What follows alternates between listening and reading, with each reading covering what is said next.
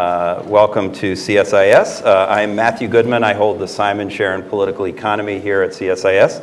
Delighted to welcome all of you here. Also want to recognize our online viewers. We have loyal fans who watch online. Delighted to have you with us as well. A couple of administrative items before we begin. First of all, if you could set your noisemakers on stun. If you still can't bear to not have them in your hand, you can tweet. Including online people, if you want. If you could mention at CSIS and hashtag CSIS Live, then that will catch more of our audience. In the unlikely event of an emergency, you can obviously, if it's possible, go back down the main stairs and out onto the square across the way there. There are also emergency exits behind us here, behind these doors, and just follow me. I'll be the one in charge here. So let me first just preface this before I introduce our guests to say this is the first event in a series that we're calling the Economic Statecraft Speaker Series. It's made possible by support from Alcoa Foundation, and we're very grateful for that. We appreciate it. We have been very interested in what can be called a lot of different things, international economic policy making or economic statecraft, because we think that economics plays an absolutely critical and strategic role in foreign policy and international affairs, and the craft of making international economic policy making is interesting, certainly, and challenging. And we want to shine more of a light on that in the Simon Chair at CSIS. So we've set this up, and we think that the United States has been at our best. We're very good at this craft, from the Marshall Plan to TPP. We've had lots of examples where we can deliver good things for ourselves and for the world through this craft. And so we want to highlight that. We think we can do even better, and so we want to focus on that as well. We have two craftsmen and women with us today who are really the exemplary examples of how this is done and can be done. Delighted to introduce Caroline Atkinson again, back to CSIS. Thanks for coming again, Caroline. Caroline is a Deputy National Security Advisor for International Economics, and in that role, among many other functions, she is the G20 Sherpa for the United States. And if I can just say, for those who are not G20 camp followers like me, the Sherpa is the leader's personal assistant who helps him or her up the mountaintop to the summit. Get it? And as a former yak, who's the person who helped the Sherpa get up the summit, I take this role very seriously. So delighted to have Caroline with us again. Nathan Sheets, on my left, your right, is the Undersecretary of the Treasury for International Affairs. And he's also a Sherpa. He's not called that, but the G20 started in 1998, 99 as a finance ministers forum. And a person in Nathan's position was responsible for getting the Secretary of the Treasury ready for G20 Summit. So he's now called the Finance Deputy, but that's effectively the Treasury Department Sherpa for G20 affairs. So we've got the two people who are really G20 central in the United States government, and I'm going to come back to sort of how they work together later when we get to sort of institutional questions. So I'm going to ask a few questions, and then I will open it up to the audience for questions. So Caroline, let me start with you. So the G20 was set up in crisis, the finance minister's process and the leaders' process in respective crises in the late 90s and in 2008, 2009, brought together 53, I think I counted, if you count the European Union seat and all the members there and all the invited guests. It's about 53 countries representing 85% of global economy to deal with that crisis. And did it very well at the beginning. I mean, recently, though, there have been a lot of comments from outside and inside the group that the G20 has lost some of its original mojo and ability to deliver on some of these things. You've also got some real challenging problems out there, growth, problem of global demand and needing to get growth around the world, financial risks, and many other challenges out there. And Turkey, the host this year, has had a number of challenges, both on its borders and internally in its domestic politics, which makes its own, hosting capability perhaps somewhat constrained. So I guess the first basic question is it, should we be expecting great things from the Antalya Summit? By the way, the summit will be held in mid-November in Antalya, Turkey. What can we reasonably expect to come out of that summit, given that backdrop? Thanks very much, Matt, and thanks to CSIS and everybody here. Well, I want to pick up on what you said about what is the core of the G20. And as you say, the main goal of the G20 since leaders came together was to promote strong, sustainable, and balanced global growth. This was the phrase that people agreed on in the depths of a financial crisis. So in one sense, looking back on that time, I think the G20 has really delivered. It avoided a deep recession for most of its members. We rebounded, especially in the United States and in developing countries and the developing world, from a deep crisis. We put in place a lot of financial sector reforms, which Nathan can speak more to. And we picked on and used the sort of power of leaders, which you're well aware of, to shine a light on some particular issues, which were not just about growth, but about the importance of moving against corruption, the importance of avoiding protectionism and promoting trade agreements and openness, the importance, and especially this year, of a strong agreement on the global challenge that we face with climate. I believe that you're quite right that just now the global recovery has not been as strong as people had expected and people wanted. And it is a time for the G20 to focus again on getting that strong, sustainable, and balanced growth. We believe there is space for some countries to do more, and we hope that will be discussed. We expect it will be discussed for sure in Antalya, with a renewed commitment looking forward also into 2016, when China will be hosting, to a renewed commitment to take all of the actions necessary to assure that growth. And just one other thing, I think that we've learned in the past few years, it's become clearer and also more widely accepted that it's not just any old growth, but inclusive global growth that we need. We talk in the United States about growing from the middle class out. And Turkey actually has focused on inclusive growth and the importance of that this year. We think that we've been very supportive of that focus. We believe that the things that the G20 stands for in terms of global working together to make the economy the global economy stronger, that's in order to give people better lives. And it will only work, and that openness can only be maintained if people feel that they're getting a good deal. And that means that we need to address those that are left behind, or those who have not gained as much as they hoped for, who don't feel as secure in their jobs or in their children's futures as they would like to.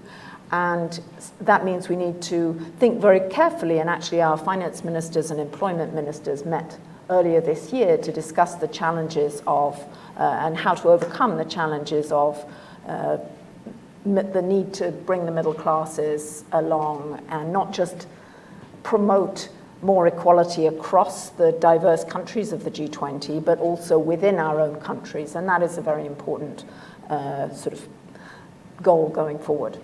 Great. Okay. Well, I'm going to come back on a couple of those points, but let me bring Nathan in by saying, as Caroline said, I mean, growth, the Pittsburgh framework and formula of strong, sustainable, balanced growth, now inclusive, so you might add that adjective as well, it doesn't feel like we're making, right now, a lot of progress towards that. It's not strong, it's certainly not balanced, and may or may not be sustainable.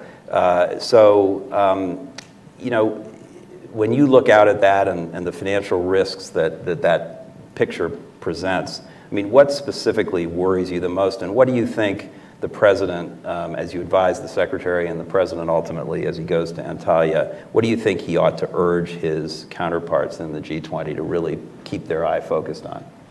I think that is the key question, Matt. I very much appreciate it, and more broadly appreciate your hospitality today.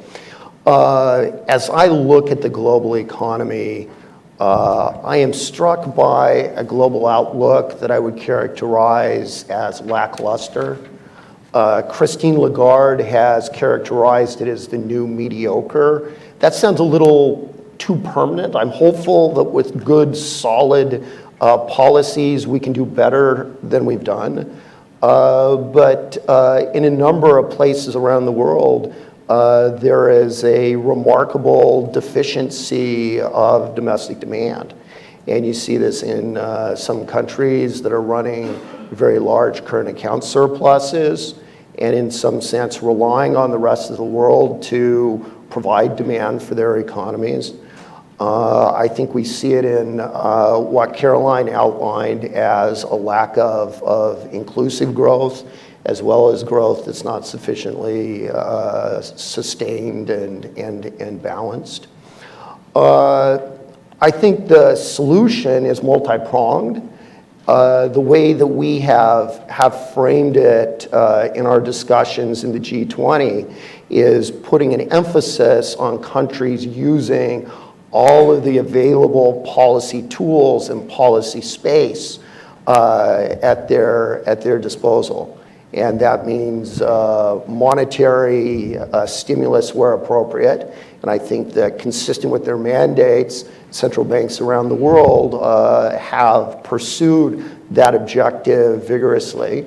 But when I look at the fiscal leg, in particular, and to some extent the structural leg, I don't think that the global policymakers have been as vigorous.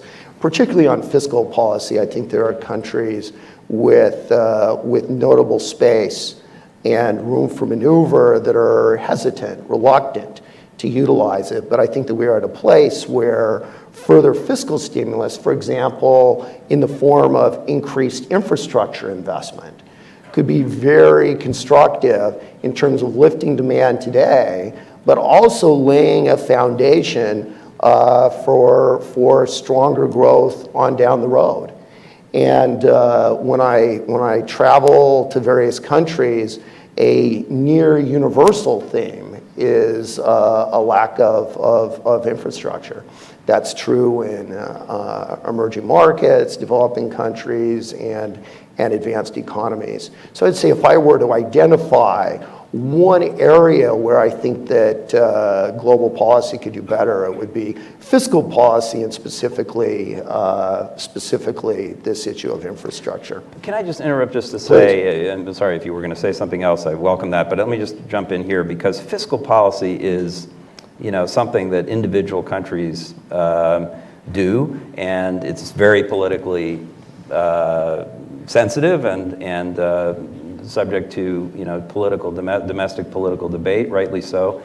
And so, but here we're trying to get together a bunch of countries to talk about what individual countries should do in their own internal economies. It seems to me the problem, the paradox of the G20 is that the most important issue is growth, and yet it's the most maybe difficult to crack, as opposed to some other things on the G20 agenda that are useful, that you clearly need international and can get maybe international cooperation, whether on trade or climate or tax or something. This one just seems so hard to get people beyond the sort of hortatory, we all should be doing this. So how do you crack that? I think that the challenge you articulate is a real one.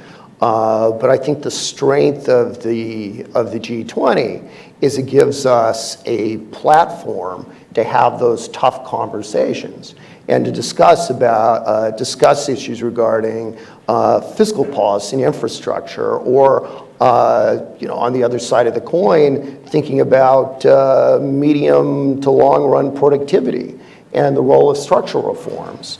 Over the last couple of years, consistent with this discussion, the G20 has pursued a so-called growth strategies initiative, where countries have articulated a large number of structural reforms and macroeconomic policies to lift growth. and we're now in the process of moving to implement. So it is a challenge, and different countries, to varying extent, have different macroeconomic perspectives.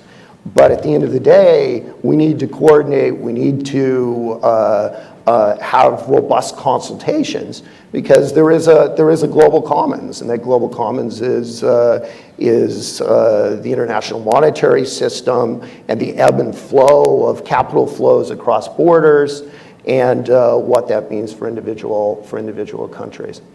Can I just jump in, Matt, that I think one of the interesting things about the G20, which maybe we're also used to it now, but was very different when it began, is the spread of countries. The kinds of discussions that Nathan's talking about, which are what you need. It's long, hard work, bringing different leaders and officials to seeing things in a similar way, or seeing things from the point of view of their colleagues in other countries. And that used to take place amongst just the G7, the 7 largest industrialized countries. And that was a smaller and smaller part of the global economy, and it was more and more clear that others needed to be included in that debate, notably, obviously, China, but also Brazil, India, South Africa, other regions and other large economies.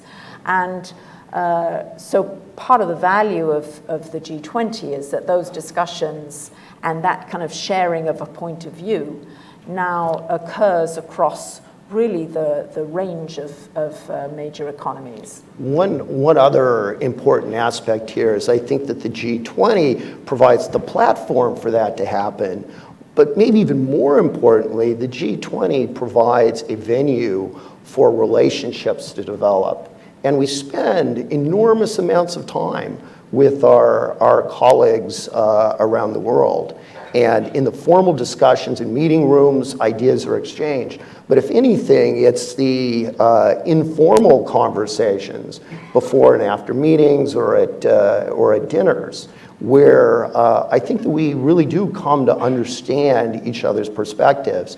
And I think that it provides opportunities for there to be a competition of ideas. Yeah, and I make this point a lot about the G20 beyond the substantive agenda that and the problem solving and agenda setting sort of aspects of the G20, that the value in this sort of building habits of cooperation among the members is a really important and valuable one that's often poo-pooed in a way as being not sort of, it's just, mush, but actually it's really important and powerful, and I think underappreciated. So that's great. Can I, Caroline, ask you about a couple of agenda items that are in your lane, as it were, that are front and center now, and batch them together: trade and climate change. Mm-hmm. So trade, the G20 has since the beginning really done, it's a little unfair, but sort of 2 big things on trade. One is rah-rah Doha, and try and get it done. And then the other is to agree not to extend protectionist measures, even though that's been honored in the breach. But, big picture, we haven't slid into 1930s style protectionism. That's a major achievement of the G20, which is, again, underappreciated, I think. We also pushed, I think, significantly in 2013, you got the leaders to push for a trade facilitation deal in the WTO that actually happened in December and then was unwound by a member whose initials begin with India. But the point is the G20 played a useful role in nudging this forward. Is there something, I kind of like that sort of approach and pushing, in addition to the other 2, which are necessary but not sufficient, pushing a particular part of the agenda, because it doesn't look like we're going to get a broad multilateral agreement anytime soon. Is that something we could do, picking off pieces of the agenda and trying to move those forward, not negotiate them, but trying to pull them forward? And then a corollary is, what does the TPP deal mean to the sort of trade agenda in the G20, if anything? On climate, the obvious question, the Antalya Summit will come a couple of weeks before, or even less, I guess, before the Paris talks, the UN FCCC talks begin, and I wonder what the G20 is going to say about climate and how it can advance that conversation.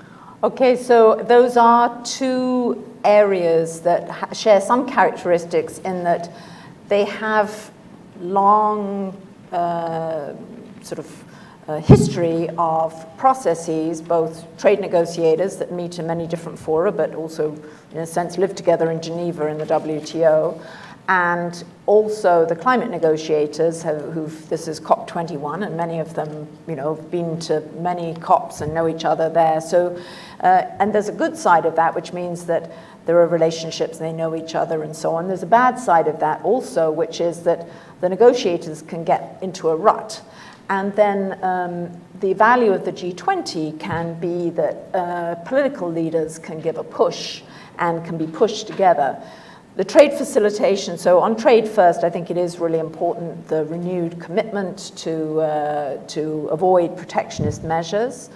And that has, as you said, we haven't returned to the 1930s. That was not obvious at the beginning of this leaders process in 2009.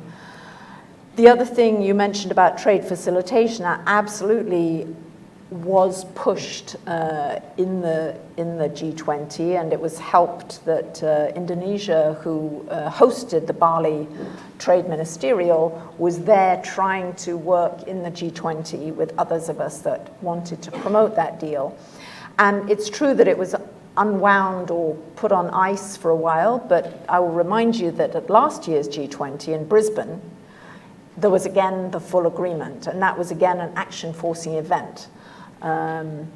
So this year, I think that what is important, and we're still hopeful that at the Nairobi Ministerial in December, Trade Ministerial, there can be a conclusion of maybe a modest but meaningful amount of multilateral trade discussions, and that as well as reinforcement of trade facilitation agreement. I think the numbers of countries that have ratified the trade facilitation is now up to about 58 or so, which is pretty good. It's not where it needs to be to enter into force, but we've been pushing it consistently in the G20 and working also outside the G20 with Kenya to make sure that that's a successful ministerial.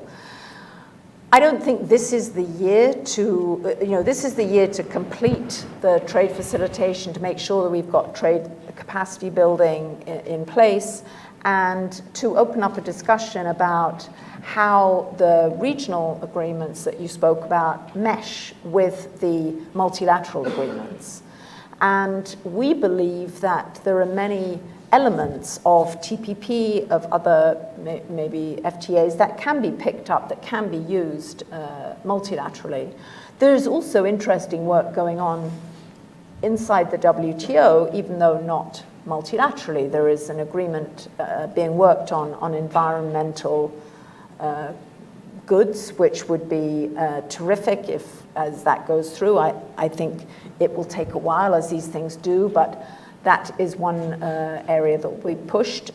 We're very close, I think, to agreement on information technology, ITA, which is, again, something that can get a political push. And I think it's important for leaders to have a discussion about how to make best use of the WTO and the place, and how to make best use of the G20 to promote the openness of trade and investment that leaders want. And I expect that China will also pick up this issue for their year in 2016. So on climate, 2015 really is a special year. Also on the Sustainable Development Goals, I would say that's another important area. I want to come back to that. Yeah. So on climate, the G20 leaders could not and should not become climate negotiators. But what we very much hope that they can do and will do is reaffirm the importance of having a successful agreement in Paris and send a signal to the world, but also to their negotiators to do that. I think it has actually been helpful to promote the spread of countries putting forward their own climate targets.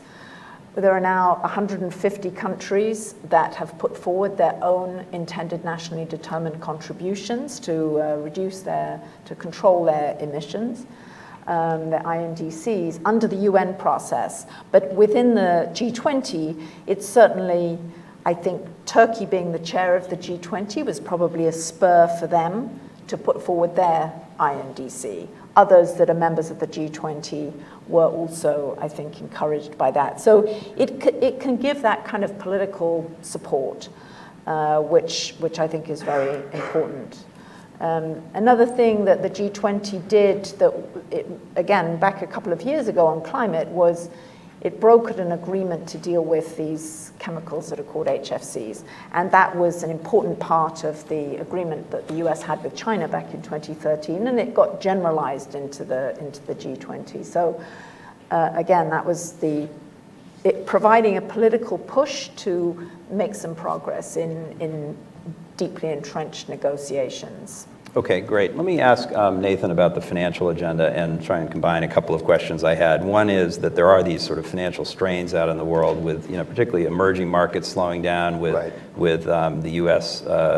Heading towards normalization of monetary policy and the risks that poses, and sort of debt overhang everywhere, and concerns that could pose a problem. Is there a risk that we're on the brink of another crisis? I'm sure you're not going to shout fire in the theater here, but is there, how worried should we be about all of that? And then another question is the financial regulatory reform agenda in the G20 has been, frankly, largely a transatlantic conversation with Europeans and Americans talking about strengthening bank capital and so forth, and good work has been done in that regard. But especially with China hosting next year, well, Turkey this year and China next year, is there scope for a change of the conversation, even in the absence of a crisis that needs to be dealt with, to focus more on issues of capital market reform or other things that are maybe more relevant in an Asian context? Sorry, that's a big series of questions, but.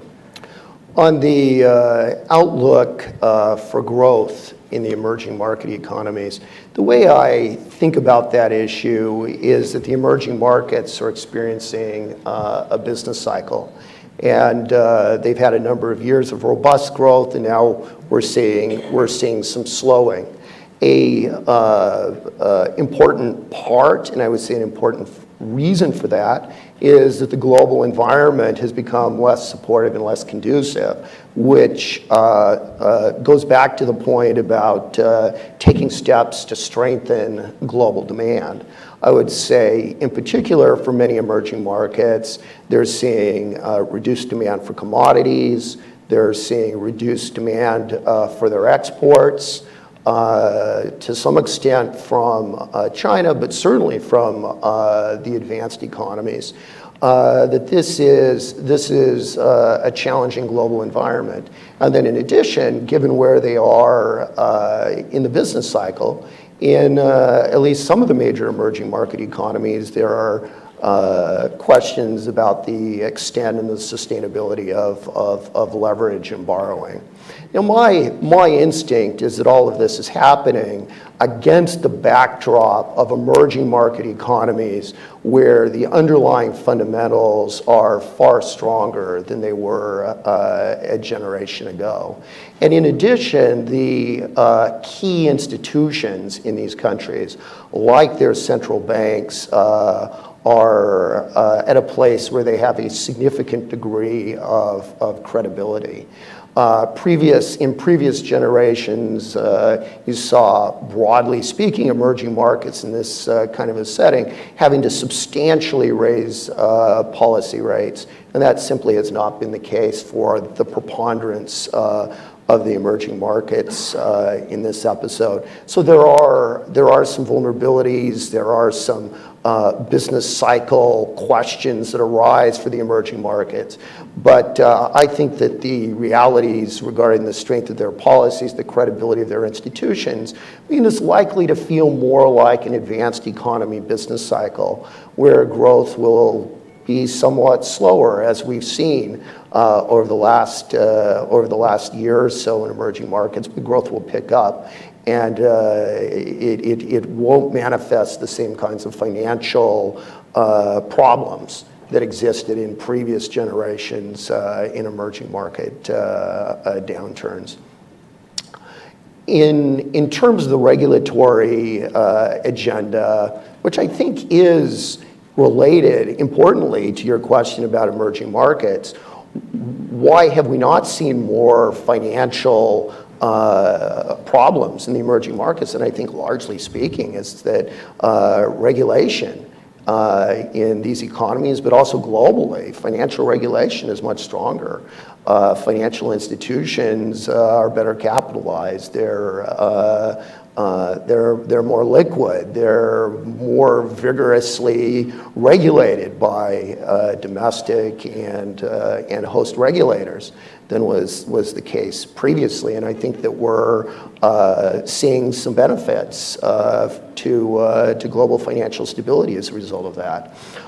My sense going forward is that the regulatory agenda is going to largely focus on further implementation. And I don't think that we're in a place in the regulatory cycle where it will be essential to have huge numbers of new initiatives. Rather, it's implementing the things that we've articulated, such as the TLAC, the total loss absorbing capacity standard, that the FSB is championing, thinking further about CCPs and how to manage the risks associated with CCPs. I think our system is stronger now than it was before, given that these transactions are happening in a centralized locale. But we also need to think carefully about any risks that may be associated with that. And I think there's probably additional work to be done in both advanced economies and emerging market economies to better understand the shadow banking system and how that operates and what appropriate regulation looks like for firms and activities and products in that sphere. So I think that's where we've been, and I think that's where we're likely to continue through China's period. Okay, great, thanks.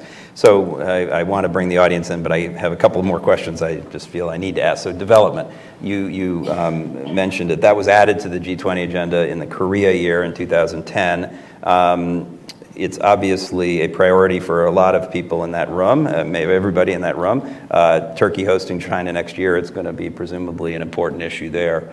But it's always been a little awkward development in my view in the G20. It hasn't really gotten a lot of traction as an issue and an agenda in the way that it did in the G7, G8, which is a completely different context of donor countries getting together, of course. But I wonder what's the magic formula in the development area? What can the G20 do to help there? And how do the SDGs, the Sustainable Development Goals, fit into this story? Noting that we talked earlier in a group here about the fact that the SDGs apply not only to the South, but to the North. I mean, it's a global set of goals. That's how I was going to begin by saying that one thing that G20 countries can do, all of the G20 countries, is commit to implement the Sustainable Development Goals, including in our own countries. And I think it is important, and it's also a kind of recognition of how the territory has shifted on the issue of development that we saw in Addis and also subsequently with the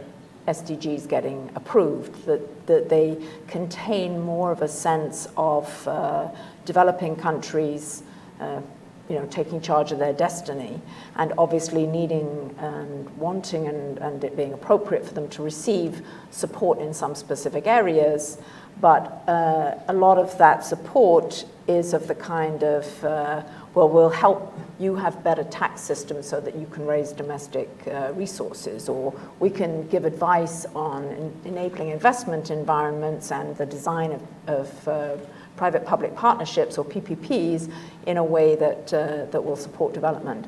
So the first thing that the G20 can do is to commit to the Sustainable Development Goals.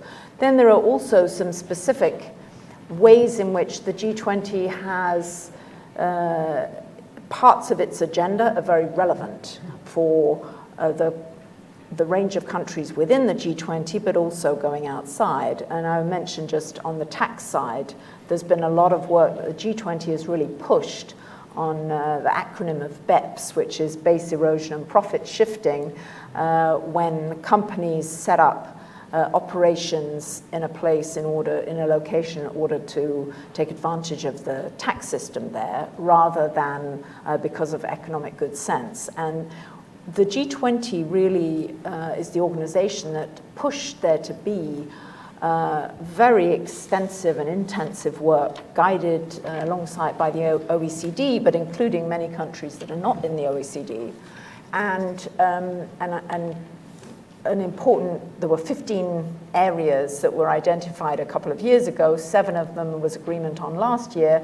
And this is a piece of business that I would hope gets finished this year. Of course, then you get into implementation and how to help that. But just bringing that international group together on taxes is very important. It's very important for developing countries also.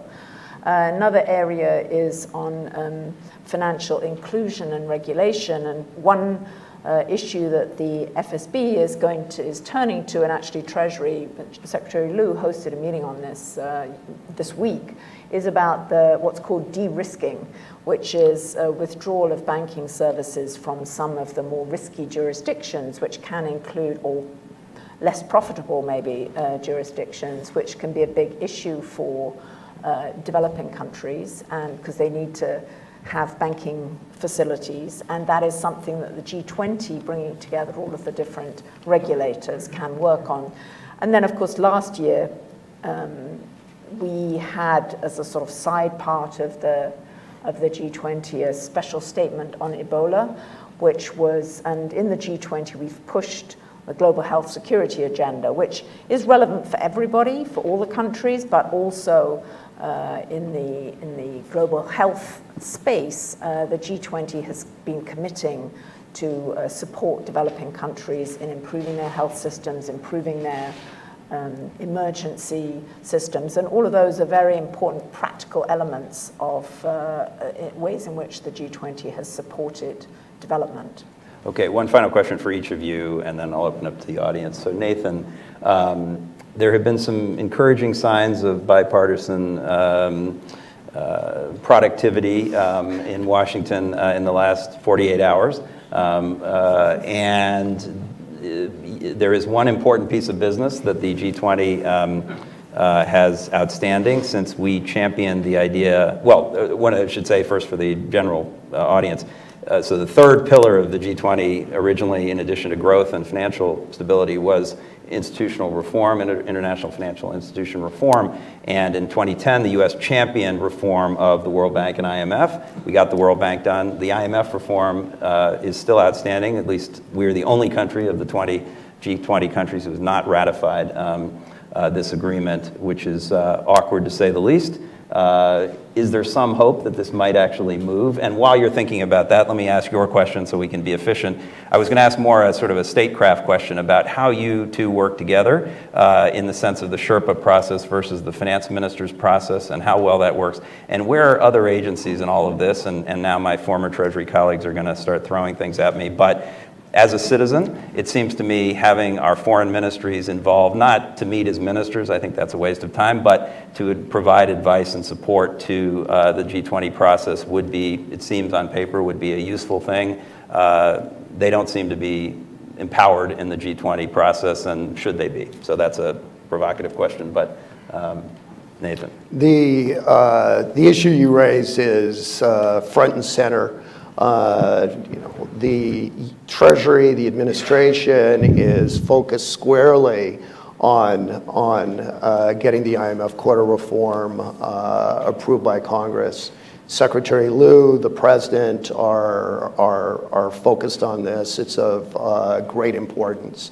And I think that the case has been effectively made on the Hill, that senior legislators in both parties recognize the importance. And I remain hopeful that we'll see it. It is imperative that we move forward with this. The United States was the key country driving the creation of the Bretton Woods institutions. We have leadership responsibilities to these institutions. These institutions operate most effectively when the United States is standing up and discharging our responsibilities. And then the final point I would make here that I think is crucial is that the IMF plays a central role in the global economy.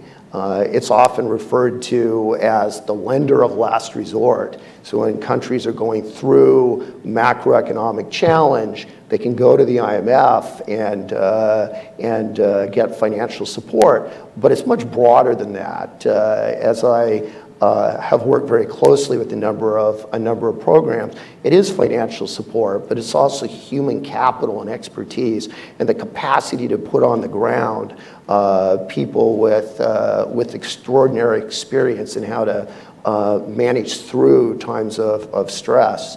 It's technical assistance in developing economies in a whole range of issues, financial, anti-money laundering, development of mechanisms to allow growth to be more inclusive and taxation to be more fair.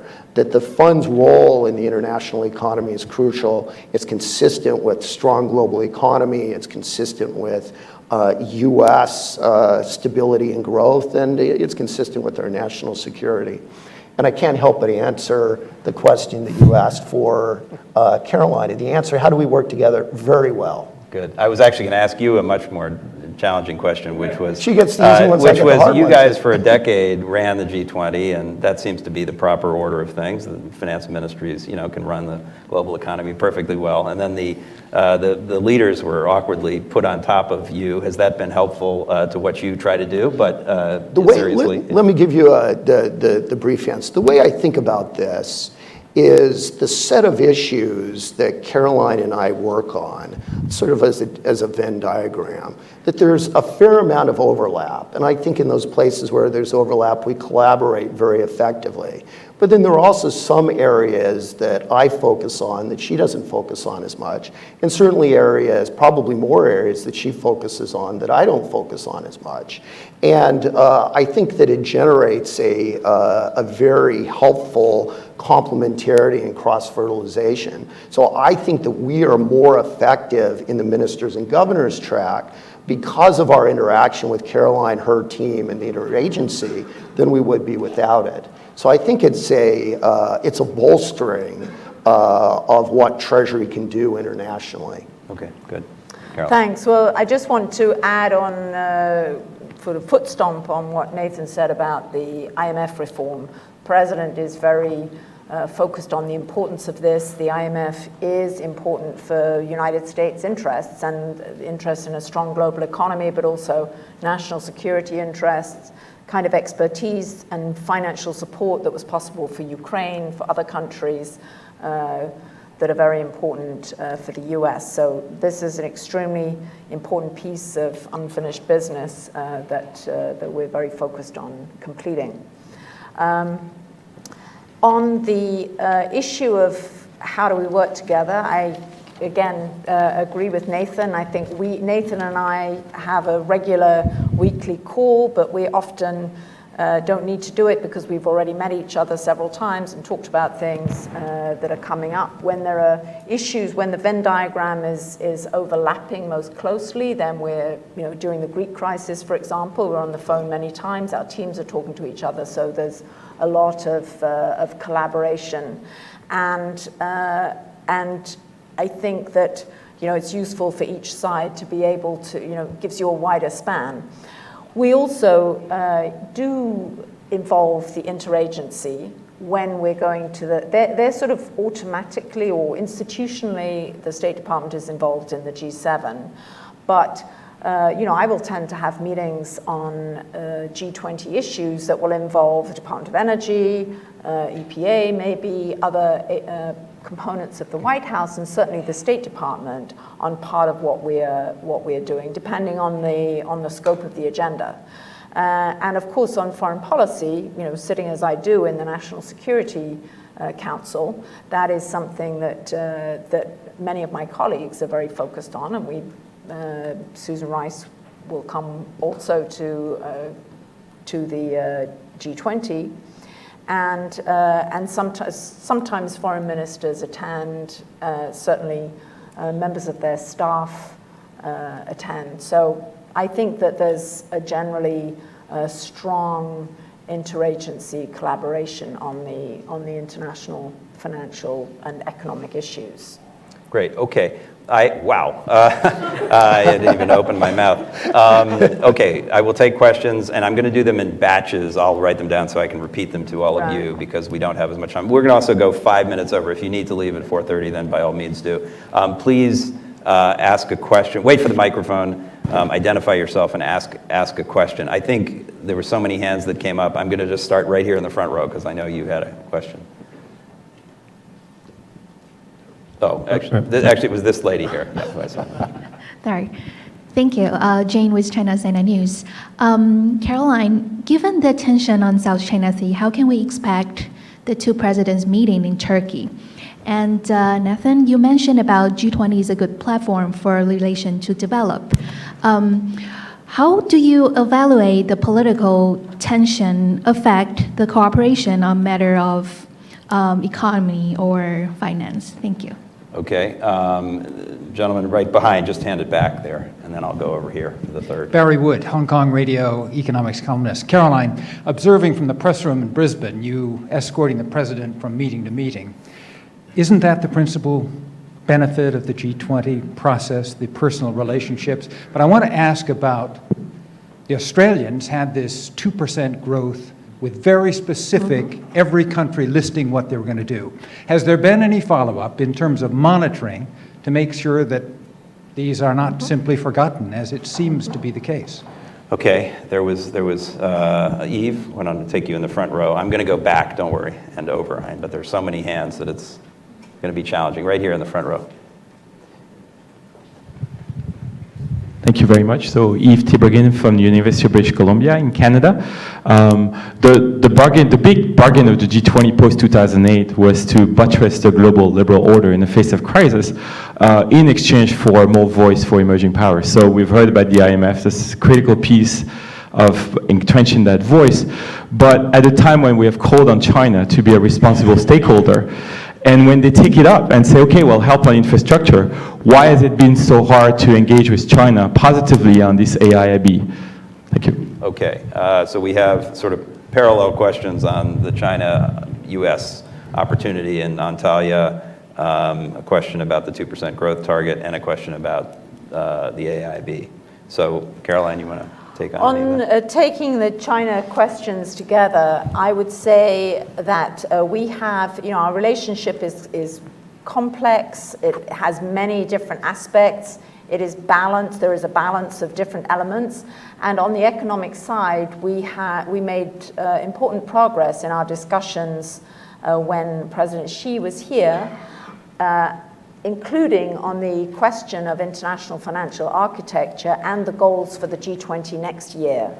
And we have the two sides, I don't have the precise words in my mind, but the two sides agreed and acknowledged the importance of the existing international financial architecture, the importance of the governance and standards within that international financial architecture, and the importance for new and future institutions, whether it's the AIIB or anything else, to become as significant contributors to that architecture. They would also need to follow the highest standards of governance and environmental standards. So I think this was a very strong statement by both countries about their commitment to the existing international financial architecture and the importance of the values and lessons that have been learned in that, including about these standards, being incorporated in new institutions. So I think that's an answer also to Eve. And of course, we have, and Nathan can speak to this as well, I certainly was in Ankara recently for the G20 Sherpa meeting, had long conversations with Chinese Ambassador Wang Xiaolong, who was there representing China, and his colleagues. So we have important relationships and very important economic relationships that are bilateral and also working together, looking at how China is planning and thinking about hosting the G20.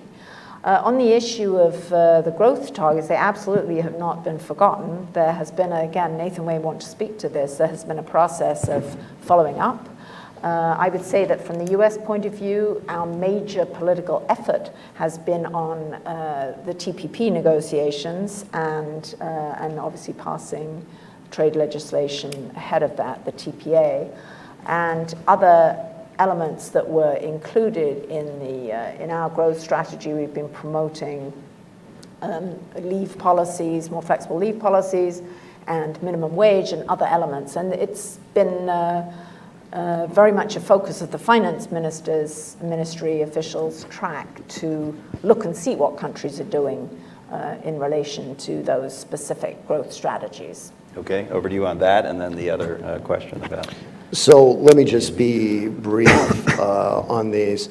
On the growth strategies, the institutions have done a lot of legwork calculating how far along various countries are in implementing their growth strategies.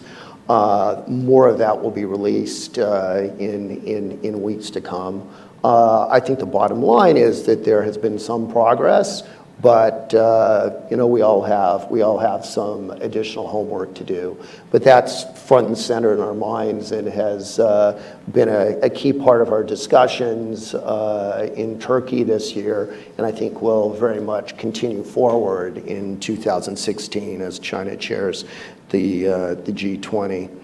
On the issue of how do we think about the political dimensions of our relationships when we discuss the economy, and I interpret this as a G20 question, that the relationships that exist in the room when the G20 countries meet are very much multidimensional. And there's a recognition that there are a whole range of aspects to those relationships, but in general, also a recognition that it's helpful for us to talk about issues of the economy, global growth, financial regulation, infrastructure investment, common tax policy, and so on and so forth, that those conversations are constructive. And then regarding the AIIB, I think that Caroline has nicely laid down the answer. The only thing I would add is my feeling is that our engagement in recent months in particular has been quite effective on the AIIB. Our interactions with the Chinese, as manifest by the outcome that was articulated in the statement following President Xi's visit, and our bilateral conversations with countries around the world, that I think that we're seeing the need for high standards very much get traction with China and with other countries. Okay, we need another event on the AIB. Let me see if anyone back here. I was going to sweep that way back there, but if not, don't complain that I went to the front. But okay, there's a gentleman at the end there in the back.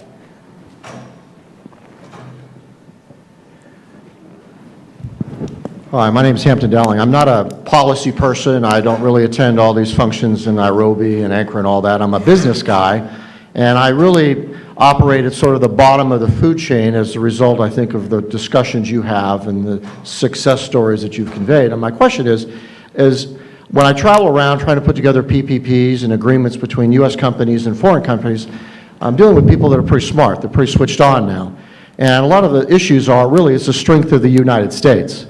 You know, we look at the global debt load. I think it's like 57, 58 trillion. We own about 35% of it.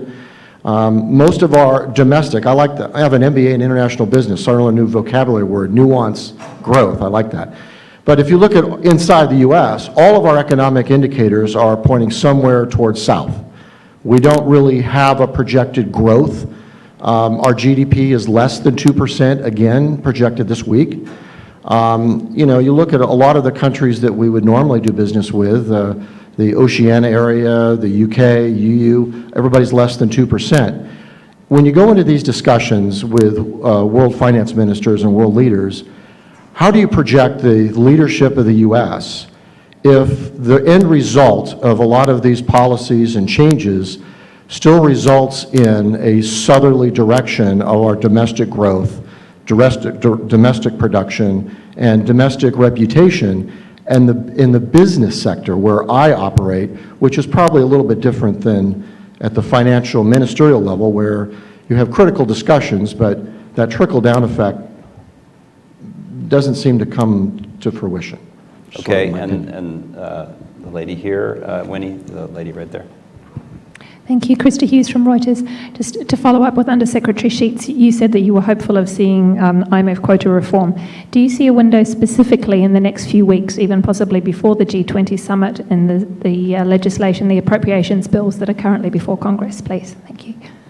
Okay. All right, there is a gentleman in the way back there. I wanted to give this side a chance. All right, and the final question here, and then Tony Bottrell, are you likely to discuss the refugee problem at the G20? You're going to be meeting in Turkey, which is right on the front line of this and on the edge of a war zone, with millions of people trying to go through Turkey into the EU. Major concern for EU countries as well. okay, and then final question here, and then we're going to have to wrap it up. Sorry. Thanks for your discussion. Mr. Atkinson just mentioned the G20 anti-corruption. So I would like to know, would you please disclose the possible proposal U.S. may have in the G20 anti-corruption group meetings, especially the corruption cooperation with China? And also a question to both of you. The president-designate of the AIIB just said last Wednesday in Brookings, the doors will be kept open for the U.S. to join the AIIB, even though China is not part of TPP. So what's your response to that? Well, no, that's it, really. We're already up to 5 questions, thanks. And in fact, the last question, you don't have to answer, it's not a G20 question. We should do a separate event on the AIIB. But so we have sort of impact on US growth, IMF reform, refugees, anti-corruption, and then if you want, the AIIB membership question. Okay, so thank you very much. I would just say to the gentleman, obviously, we need to hear the views of business, and you're going around the world and hearing that. Our economy, of course, we would prefer that it could grow faster, but we have had months and months of continued job creation.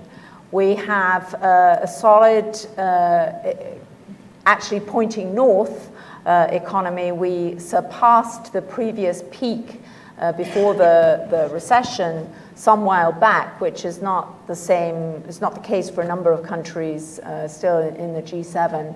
So what I find is that many countries around the G20 table, and I think the bipartisan productivity of the last 48 hours will reinforce that many of those countries feel that actually the United States, we were ahead with financial reform, we've been ahead in job creation, we've been ahead in bringing down unemployment. Of course, there's always more to be done, but we have been exhibiting solid growth for many months. So, and then in terms of leadership, part of the leadership is that growth performance and the fact that our economy remains really the strongest in the world, certainly the largest in the world, and strong and resilient and flexible. We have had leadership, of course, in the trade space on TPP and in other areas. I think that, so certainly I feel when I'm attending these meetings that I'm from a country, from a place, first of all, to feel proud of, but also to feel that it is leading, has an important leadership role. On the issue of refugees, I would just say that, as Nathan pointed out, the G20 is an economic forum, and this goes back to something that somebody else was asking about the politics. One thing that all the countries in the G7 share is a stake in the strength of the global economic and financial system.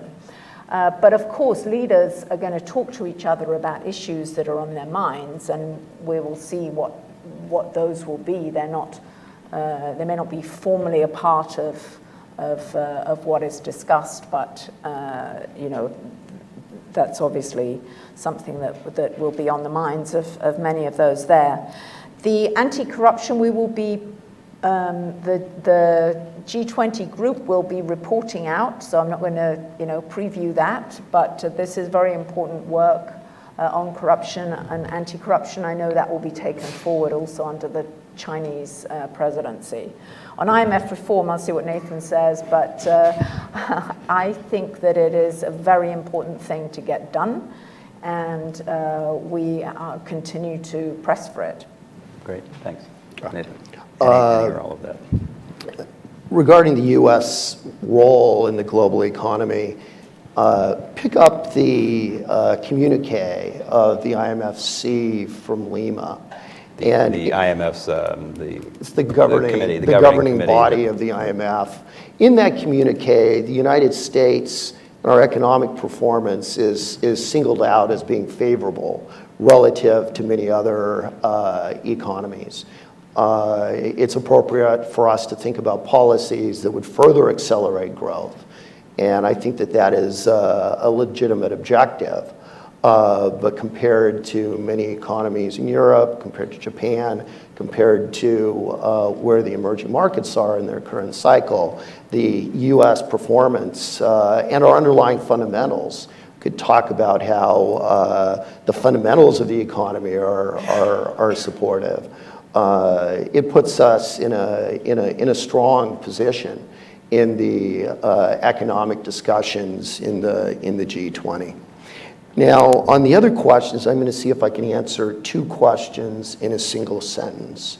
And I would frame it as this: we are hopeful on the IMF, and we're very much focused on meeting our obligations to the existing institutions to which we are members. Okay, good. I'm sorry that I know there are about 50 other hands that want to be recognized, but we have gone over time. So please join me in thanking Caroline and Nathan for a fantastic hour.